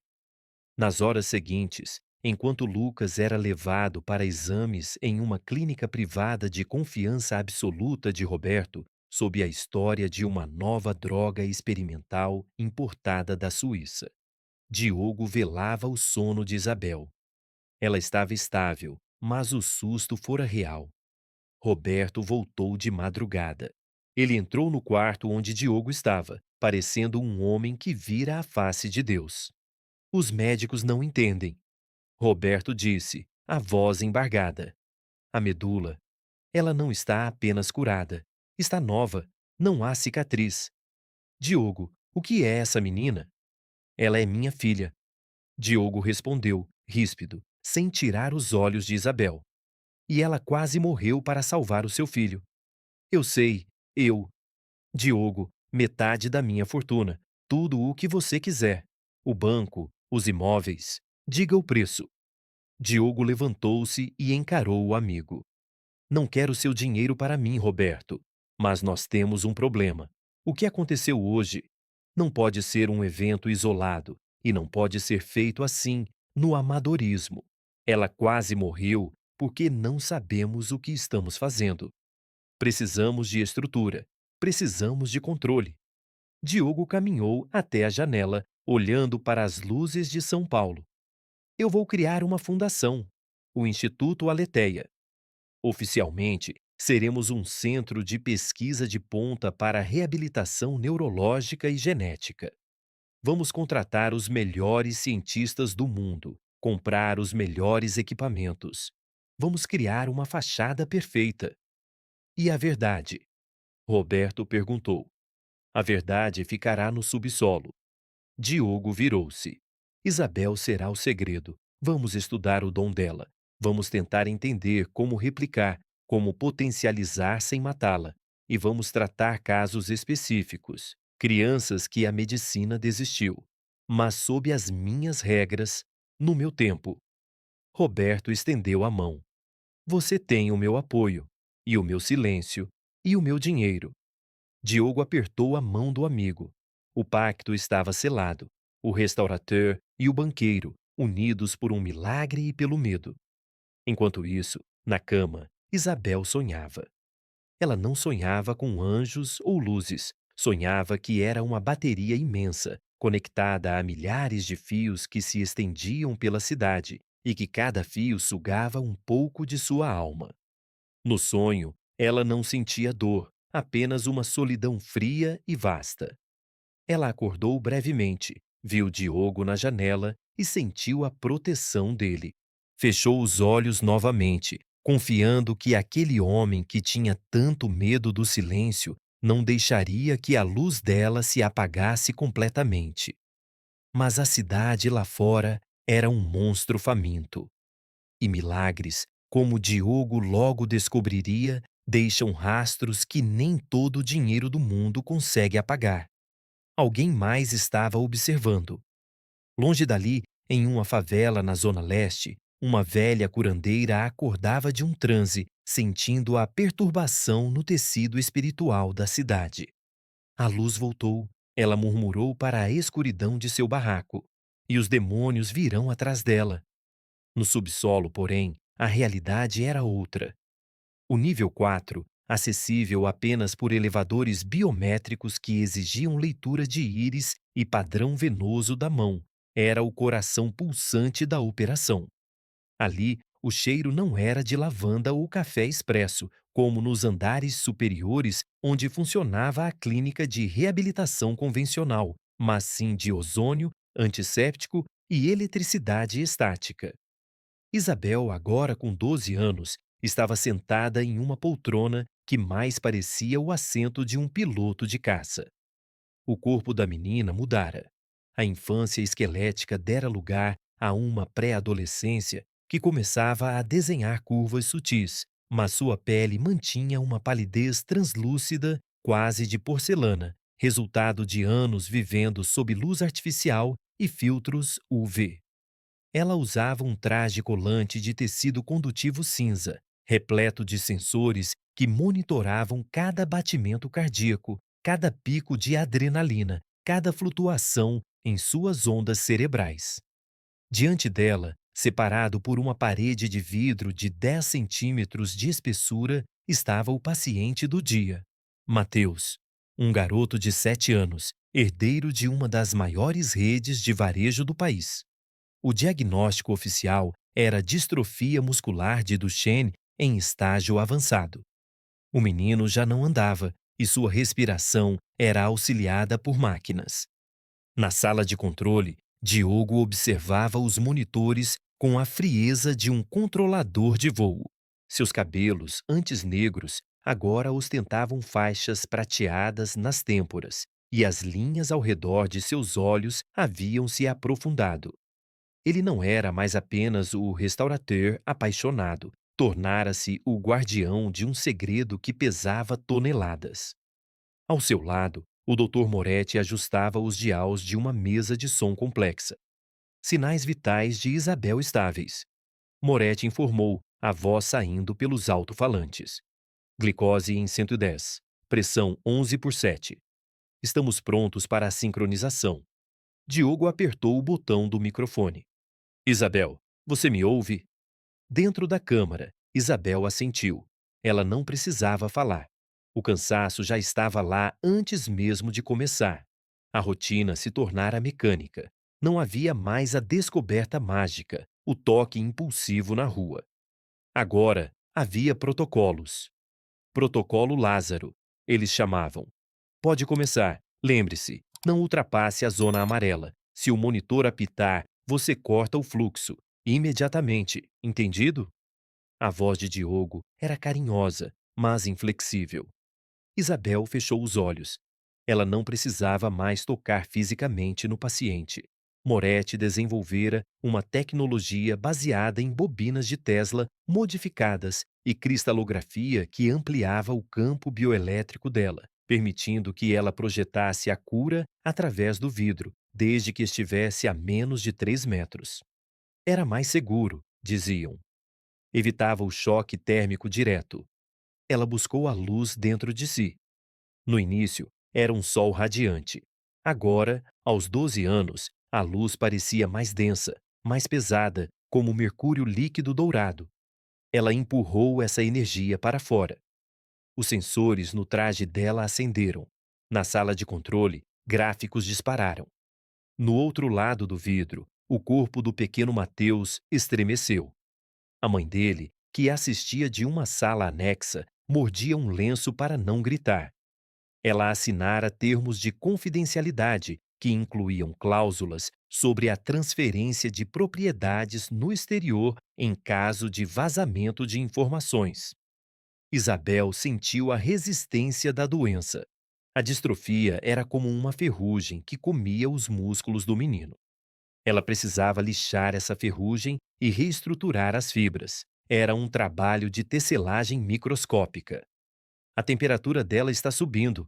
Moretti alertou. 38 graus. 38,5. Isabel, devagar. Diogo sussurrou, os punhos cerrados. Mas Isabel estava frustrada. A adolescência trouxera uma impaciência nova, uma rebeldia hormonal que se misturava ao seu dom. Ela estava cansada de ser controlada, cansada de ser dosada. Ela queria acabar logo com aquilo, voltar para o quarto, assistir às suas séries, fingir que era normal. Em um impulso de irritação e poder, ela soltou uma descarga maciça de energia, ignorando a técnica gradual que Moretti ensinara. Foi como se uma granada de luz explodisse na sala. Os monitores de Moretti piscaram e apagaram por um segundo. O vidro blindado vibrou com uma frequência grave. Mateus arqueou as costas na maca, soltando um suspiro longo e profundo, enquanto seus músculos atrofiados se enchiam de sangue e vigor instantaneamente, num processo acelerado que beirava o grotesco. Abortar! Abortar! Moretti gritou, batendo na tecla de emergência que cortava a conexão dos amplificadores. Mas já tinha acabado. Isabel abriu os olhos na câmara. Seu nariz sangrava profusamente, manchando o traje cinza. Ela sentiu uma pontada aguda no peito, uma arritmia que a fez perder o ar. Isabel! Diogo correu para a porta da câmara, digitando a senha com dedos trêmulos. Ele a encontrou desabada na poltrona, ofegante, mas com um sorriso cínico, torto, nos lábios sujos de sangue. Pronto. Ela sussurrou, a voz rouca. Ele vai andar. Posso ir para o meu quarto agora? Diogo a olhou com uma mistura de alívio e fúria. Ele limpou o sangue do rosto dela com o polegar, segurando o queixo da menina com firmeza. Você desobedeceu o protocolo. Você podia ter fritado o seu córtex e o do garoto. O que está acontecendo com você, Isabel? Ela afastou a mão dele com um tapa fraco. Eu não sou uma máquina de venda automática, Diogo. Você põe a moeda e sai o milagre. Eu sou gente. Você é especial, e isso exige responsabilidade. Isso exige que eu viva presa num bunker. Ela gritou, e a energia residual fez uma lâmpada no teto estourar, espalhando cacos de vidro pelo chão. O silêncio que se seguiu foi pesado. Diogo olhou para os cacos, depois para ela. O poder dela estava mudando. Estava se tornando agressivo, reagindo às emoções dela. Levem-na para a descontaminação e depois para a suíte. Diogo ordenou aos enfermeiros que chegavam. E dobrem a dose do supressor hoje à noite. Enquanto Isabel era levada, lançando um olhar de ódio para o pai adotivo, Diogo sentiu o peso de suas escolhas. Ele criara uma gaiola dourada para salvá-la, mas a ave estava crescendo e as garras estavam ficando afiadas. Longe dali, no centro velho de São Paulo, em um escritório abafado e cheio de pilhas de papel e cheiro de cigarro barato, Marcos Viana analisava fotos espalhadas sobre uma mesa de fórmica riscada. Marcos era um jornalista investigativo da velha guarda. Daqueles que gastavam sola de sapato, bebiam café ruim e não confiavam em nada que vinha de assessorias de imprensa. Ele fora demitido de 2 grandes jornais por ser inconveniente e agora mantinha um blog independente que incomodava muita gente poderosa. Nas fotos havia crianças. Lucas Almeida jogando tênis, a filha de um senador nadando, o filho de um magnata do agronegócio montando a cavalo. O que vocês têm em comum? Marcos murmurou para si mesmo, tragando o cigarro. Além de pais bilionários e um histórico médico que dizia que vocês estariam mortos ou em cadeiras de rodas. Ele pegou uma caneta vermelha e circulou as datas. Todos haviam desaparecido da vida pública por um período de 3 a 6 meses. Tratamento no exterior, diziam as notas oficiais. Suíça, Estados Unidos, Alemanha. Mas Marcos tinha contatos na Polícia Federal. Ele puxara os registros de passaportes. Nenhuma dessas crianças havia saído do Brasil nas datas indicadas. O rastro terminava em São Paulo, mais especificamente em uma rede de empresas de fachada que levavam invariavelmente a um nome: Diogo Vasconcelos. O chefe de cozinha surdo que voltou a ouvir. Marcos riu, sem humor, e que agora brinca de Deus. Mas havia uma peça que não se encaixava: o dinheiro. Diogo não cobrava. Marcos descobrira isso através de uma fonte no banco de Roberto Almeida. As transferências não iam para Diogo, iam para fundos de pesquisa obscuros. Não era lucro, era financiamento. Para quê? Marcos pegou uma foto antiga, granulada, conseguida com um fotógrafo de rua aposentado. Mostrava a confusão na Avenida Paulista anos atrás. Um homem de terno caído no chão e um vulto pequeno correndo. Ele ampliou a imagem no computador. O rosto da criança estava borrado, mas dava para ver que era uma menina de rua. Quem é você, Cinderela? Ele perguntou à tela. O telefone de Marcos tocou. Era Coruja, seu informante na Zona Leste. Marcão, acho que tenho o que você queria. Lembra daquele papo de curandeira que você estava investigando? Lembro. O que tem? Tem uma velha aqui em Itaquera, mãe Jandira. Ela diz que conheceu a menina. Diz que a menina era filha do Trovão e diz que a menina foi roubada pelo homem de terno. Marcos sentiu a adrenalina, aquele gosto metálico na boca que ele amava. Estou indo aí. Segura a velha. Enquanto Marcos pegava sua jaqueta e saía para a noite chuvosa, no Instituto Aletheia, Isabel estava deitada em sua cama king size, olhando para o teto que simulava um céu estrelado artificial. Ela não conseguia dormir. O efeito rebote estava forte. Seu corpo doía como se tivesse sido atropelado e sua mente estava acelerada. Ela se sentia culpada por ter gritado com Diogo, mas ao mesmo tempo sentia uma raiva justa. Ela se levantou e foi até a janela blindada. A vista dava para o jardim interno, um pátio de inverno inacessível. De repente, ela sentiu. Não foi uma visão, nem um cheiro. Foi um som. Não um som físico, mas um grito psíquico que ecoou dentro de sua cabeça como um sino de catedral. Alguém estava chamando. Não Mateus, o menino que ela curara. Outra pessoa.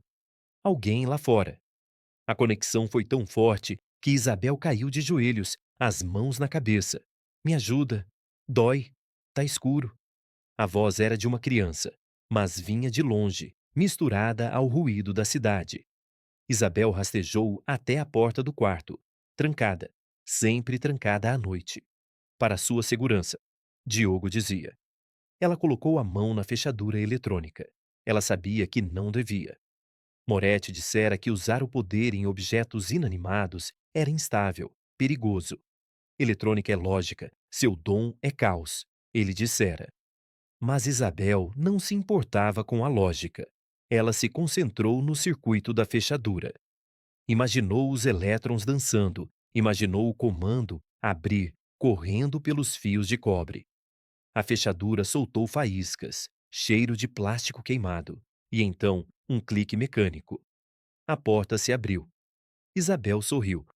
O sorriso não era doce. Era o sorriso de quem descobria que as grades da prisão eram feitas de manteiga. Ela saiu para o corredor silencioso do nível 4.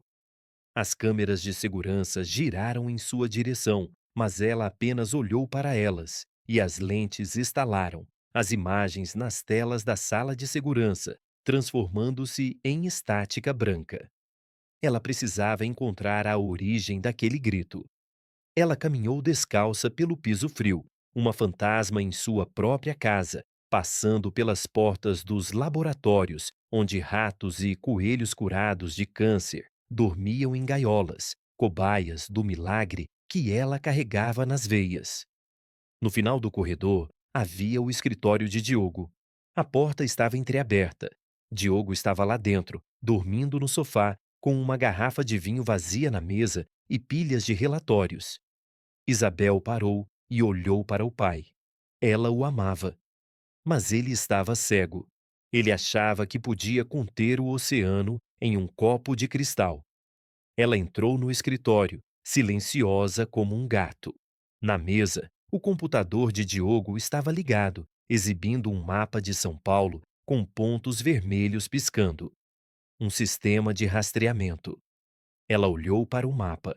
Havia um ponto vermelho pulsando longe do instituto, na região da periferia. Não era um paciente do instituto. O sistema estava rastreando anomalias bioenergéticas. Diogo não estava apenas escondendo-a, ele estava procurando outros. Isabel sentiu um frio na barriga. Ela não era a única? Ou aquele ponto era a fonte do grito que ela ouvira? Antes que pudesse investigar mais, Diogo se mexeu no sofá, murmurando algo em seu sono. Isabel recuou. Ela não podia ser pega agora. Ela tinha uma informação. E tinha um poder novo. Ela podia abrir portas. Ela voltou para o quarto, trancou a porta, fritando o circuito novamente para parecer uma falha técnica, e deitou-se. O coração batia forte. O jogo havia mudado. O mundo lá fora não era apenas um lugar de perigos, era um lugar de respostas. E Marcos Viana, sentado em um barraco de madeira e zinco, ouvindo uma velha senhora defumar ervas e contar histórias sobre uma menina que curava pombos quebrados, estava prestes a acender o pavio que explodiria a fortaleza de segredos de Diogo Vasconcelos. Ela tem a marca, moço, dizia mãe Jandira, seus olhos brancos de catarata fixos no vazio. E a marca chama a sombra. O homem de terno acha que comprou a luz. Mas a luz não se compra. A luz cobra. E o cobrador está chegando. Marcos anotou tudo em seu bloco, sentindo que aquela era a história de sua vida. Ou a história que acabaria com ela. A porta do escritório abriu-se sem que a secretária anunciasse. Diogo virou a cadeira, irritado pela intrusão, mas a irritação transformou-se em gelo em suas veias quando viu quem era. Marcos Viana. O jornalista trajava uma jaqueta de couro surrada que cheirava a chuva e tabaco, um contraste gritante com a decoração minimalista do escritório. Ele não disse nada inicialmente, apenas caminhou até a mesa de Diogo e jogou um envelope pardo sobre o tampo de vidro negro. Boa noite, chefe. Marcos disse, sentando-se na cadeira de couro sem ser convidado. O risoto de açafrão está divino, dizem, mas acho que o prato principal hoje é outro. Diogo olhou para o envelope. Ele não precisava abri-lo para saber o que continha, mas o fez mesmo assim. Fotos. Fotos granuladas de Isabel entrando no carro blindado. Fotos de listas de passageiros de voos que nunca aconteceram.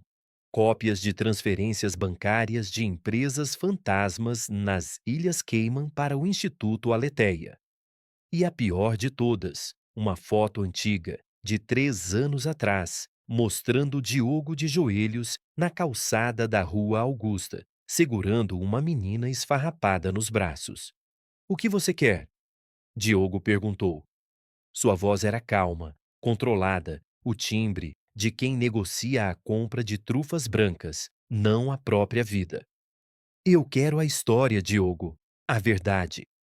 Marcos inclinou-se para a frente. Eu sei sobre o Lucas Almeida. Eu sei sobre o filho do senador. Eu sei que você tem uma fábrica de milagres escondida em algum lugar. O que eu não sei é se você é um santo ou um traficante de órgãos espirituais. Você é louco. Diogo fechou o envelope. Isso são conjecturas. Se publicar isso, meus advogados vão tirar até a roupa do corpo dos seus netos. Meus advogados? Marcos riu, uma gargalhada seca. Eu sou um blogueiro falido, Diogo. Não tenho nada a perder. Mas você tem um império. E tem a menina. A filha do trovão, como dizem na Zona Leste. Diogo sentiu o coração falhar uma batida. Ele sabia aquele nome? Como? Eu vou publicar amanhã ao meio-dia. Marcos decretou, levantando-se.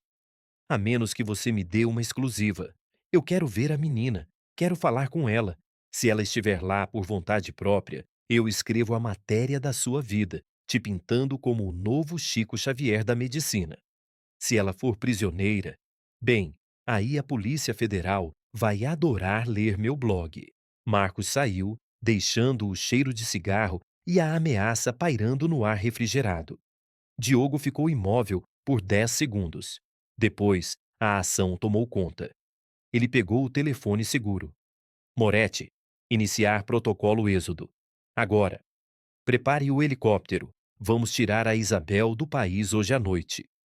Enquanto Diogo corria para o carro, atravessando a cidade sob uma chuva torrencial que parecia lavar os pecados de São Paulo, no Instituto Aletheia, o caos estava prestes a ser instaurado, mas não por causa de jornalistas. Isabel estava em seu quarto. A dor de cabeça era excruciante, uma pressão atrás dos olhos que pulsava no ritmo de um coração gigante. O chamado que ela sentira na noite anterior voltara, mas agora não era um sussurro, era um grito. Vem, vem, dói, está frio.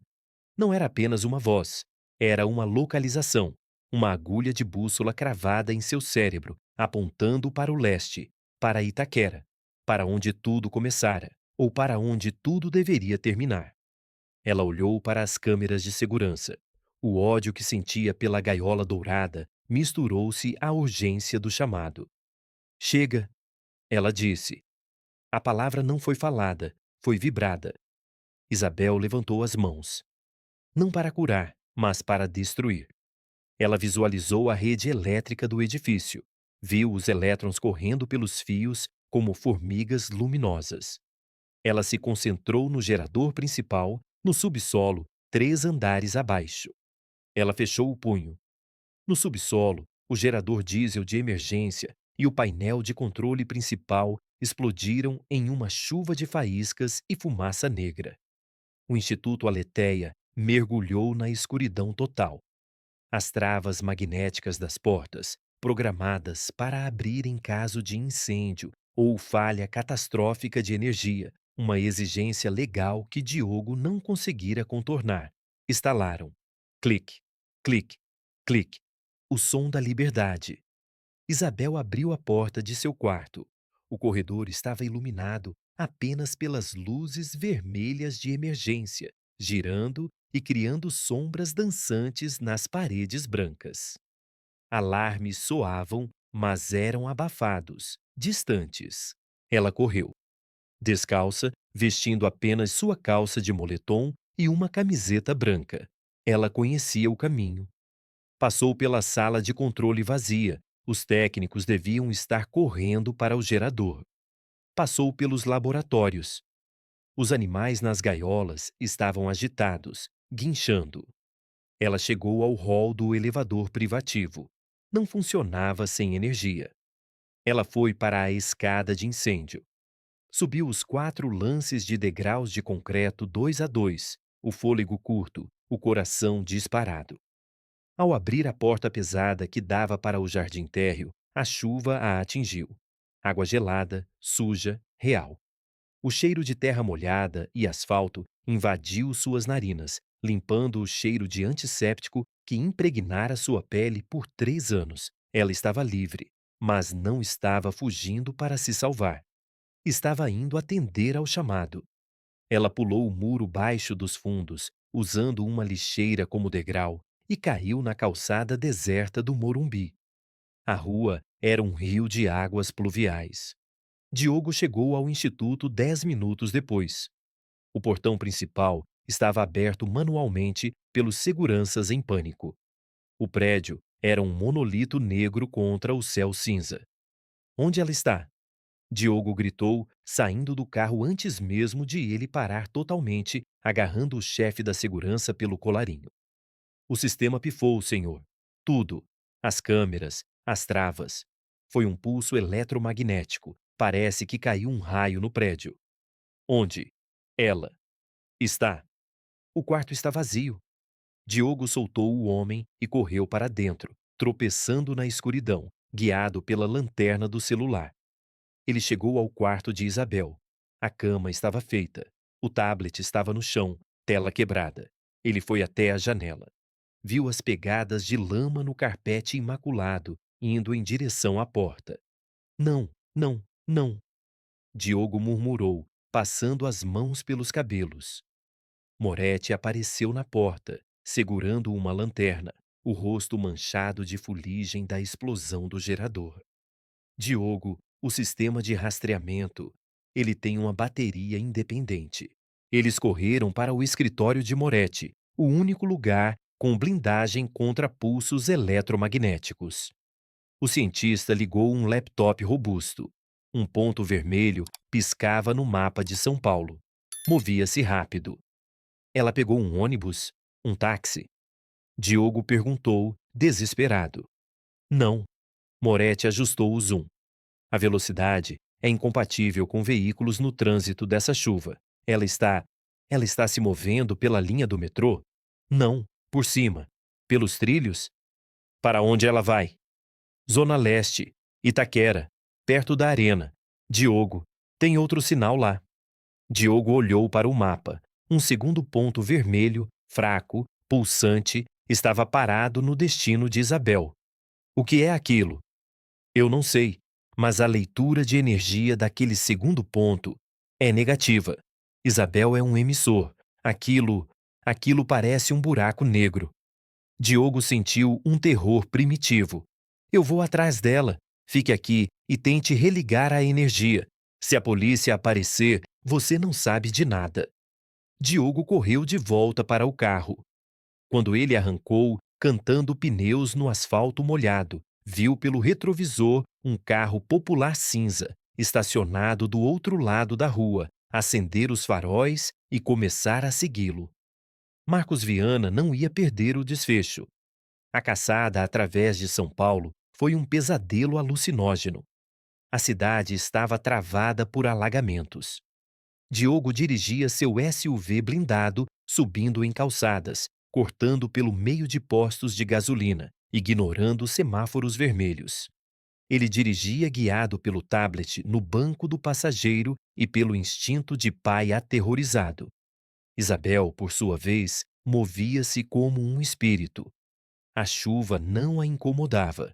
Pelo contrário, a água parecia conduzir a eletricidade de seu corpo, dando-lhe vigor. Ela pegara carona na traseira de um caminhão de entrega até o centro e de lá entrara num vagão de trem lotado. As pessoas se afastavam dela. Havia algo nela. A roupa molhada, os olhos fixos, a leve estática que fazia os cabelos dos passageiros próximos arrepiarem, que gritava perigo. Ela desceu na estação Corinthians Itaquera. O chamado era ensurdecedor agora.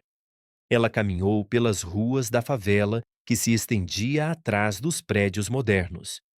O lixo acumulado, o esgoto a céu aberto misturado com a chuva, os barracos de madeira equilibrados em encostas precárias.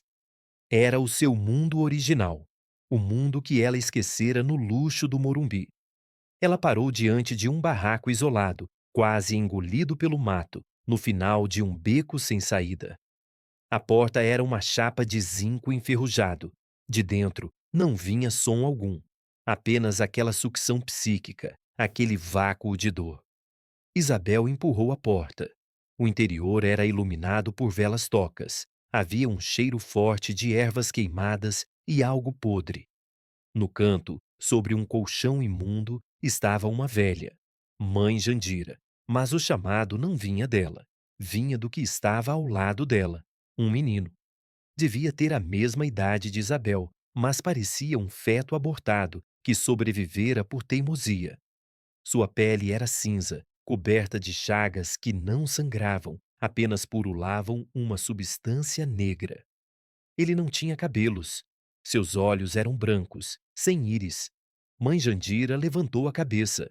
Ela riu, mostrando gengivas desdentadas. A filha do trovão voltou. Ela crocitou. Veio alimentar o filho da sombra? Isabel sentiu suas pernas tremerem. A presença do menino era o oposto exato da dela. Enquanto ela doava vida, ele sugava. Ela sentia sua energia sendo drenada apenas por estar ali, a 3 metros de distância. Quem é ele? Isabel perguntou, a voz falhando. Ele é o equilíbrio, menina. Jandira disse, acendendo um cachimbo.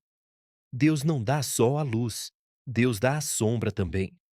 Para cada um que você levanta da cadeira de rodas lá nos palácios dos ricos, um cai aqui na lama.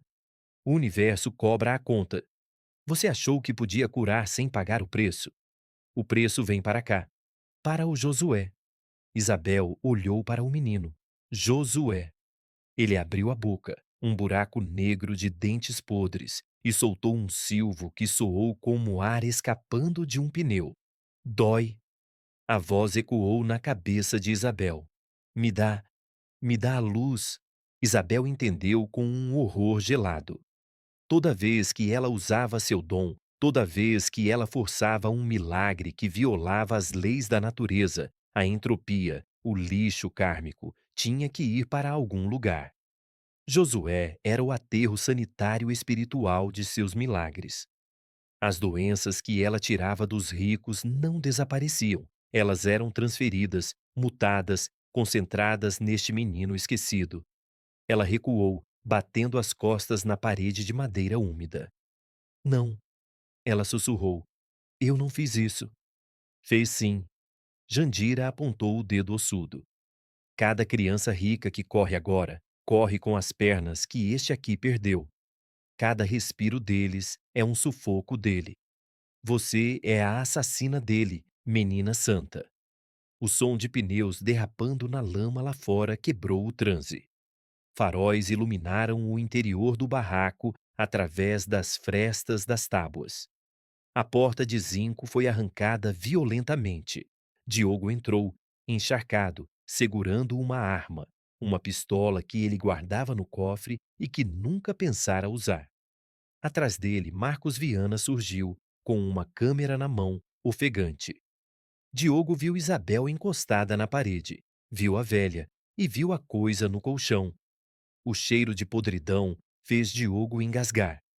Ele apontou a arma para a coisa no colchão, instintivamente reconhecendo ali uma ameaça biológica ou sobrenatural. Afaste-se dele, Isabel! Diogo gritou. Isabel olhou para Diogo. Seus olhos estavam cheios de lágrimas, mas não de tristeza, de uma compreensão terrível. Pai, ela disse, usando a palavra pela primeira vez com um peso real. A culpa é nossa.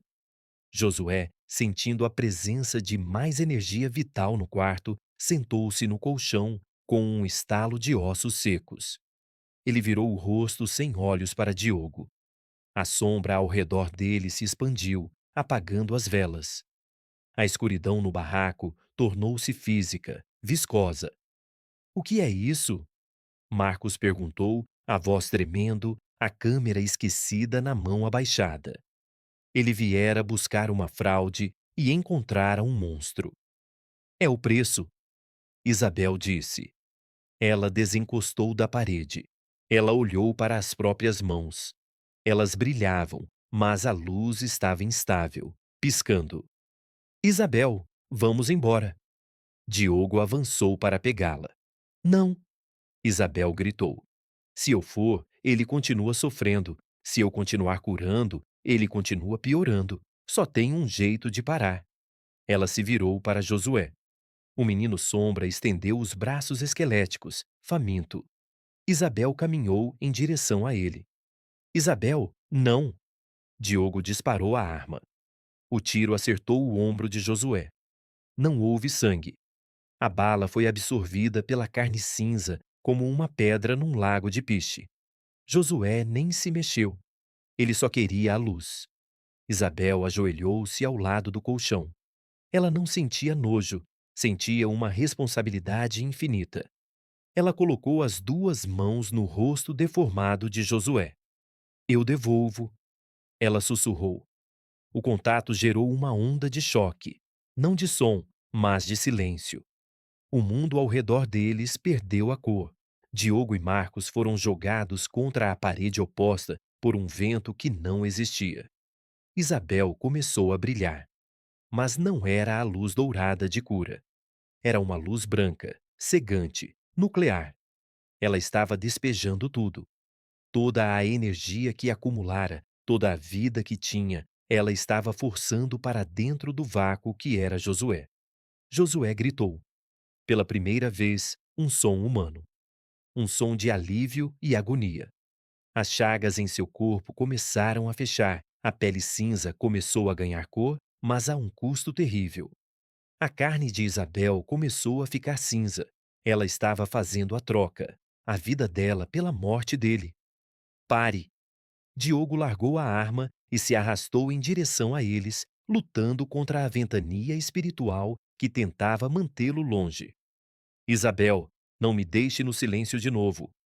Isabel olhou para Diogo por cima do ombro. Metade de seu rosto já estava envelhecido, os cabelos ficando brancos e caindo.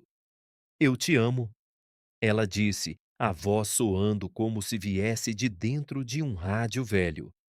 Mas a conta tem que ser paga. E então a luz explodiu. O barraco de madeira desintegrou-se não em fogo, mas em pura luz. Marcos Viana, cego pelo clarão, só conseguiu pensar em uma coisa enquanto protegia o rosto. Ninguém vai acreditar nisso. Diogo, no centro do furacão, estendeu a mão para tocar a filha, mas seus dedos encontraram apenas uma energia abrasadora que prometia consumir tudo o que tocasse. Quando a equipe de Moretti chegou ao barraco, guiada pelo rastreador e pelo clarão que iluminara a favela como um segundo sol, encontrou apenas silêncio.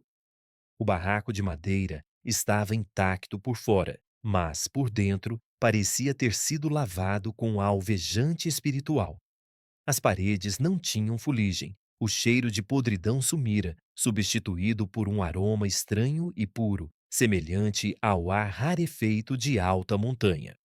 Diogo estava sentado no chão de terra batida, os olhos fixos no vazio, segurando um pedaço de tecido chamuscado, o que restara da camisa de Isabel. Marcos Viana estava encolhido num canto, a câmera quebrada aos seus pés, murmurando frases desconexas sobre anjos e demônios. Josué desaparecera. Não havia corpo, nem cinzas. O menino Sombra fora anulado, cancelado pela equação matemática da graça. E Isabel? Os bombeiros encontraram-na a 100 metros dali, deitada num monte de entulho de uma construção abandonada. Ela estava viva, mas não era a mesma. Seus cabelos negros haviam se tornado brancos como a neve. Sua pele, antes pálida, agora tinha um tom translúcido, revelando uma rede venosa que brilhava suavemente no escuro. Ela estava em coma profundo. Diogo usou todo o seu poder para abafar o caso. Marcos Viana, traumatizado e ameaçado, nunca publicou a matéria. Ele queimou as fotos e mudou-se para o interior de Minas Gerais, onde viveu o resto de seus dias criando galinhas e rezando terços diários. Isabel foi levada de volta para o Instituto Aletheia, mas não para o bunker. Diogo transformou a cobertura nos jardins em um santuário médico. Ele demitiu Moretti, encerrou os protocolos de pesquisa e dissolveu a fundação de fachada. O dinheiro de Roberto Almeida foi devolvido integralmente com uma carta curta. O preço é alto demais. Isabel acordou 6 meses depois. Ela não falava, não andava. Seus olhos, agora de um cinza tempestuoso, olhavam para o mundo com uma distância infinita. Ela perdera o dom, ou melhor, o dom mudara. Ela não curava mais corpos, mas quem chegava perto dela, quem se sentava ao lado de sua cadeira de rodas na varanda, sentia uma paz avassaladora.